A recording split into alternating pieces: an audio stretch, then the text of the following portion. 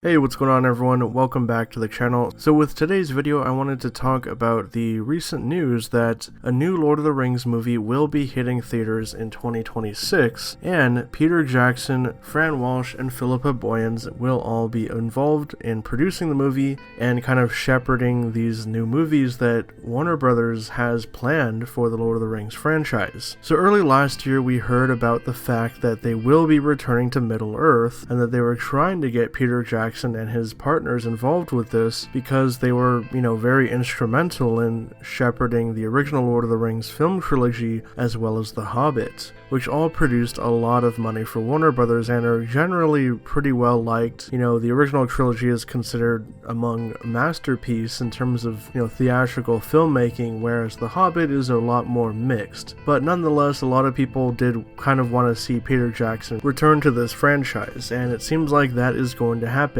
So the new film is going to be titled The Hunt for Gollum, at least that's the working title right now, and it will be having Andy Serkis starring as the lead role as well as directing the film. Now, Jackson is involved just as a producing and kind of advisory role, but no doubt that his fingerprints will be all over this project. According to their announcement, it seems like the project is in early stages of script development as they explore more storylines yet to be told. Now, this is the first of many film projects that were announced when the Embracer Group took over the Lord of the Rings franchise rights and partnered up with Warner Brothers to produce new movies, obviously through their New Line Cinema label. So obviously, this storyline, The Hunt for Gollum, is actually something that Professor Tolkien wrote about. I believe it was in the appendices and maybe some part of the Unfinished Tales. But as far as I know, it was only about a page or two. There's not a ton to really go off of here. It's not like,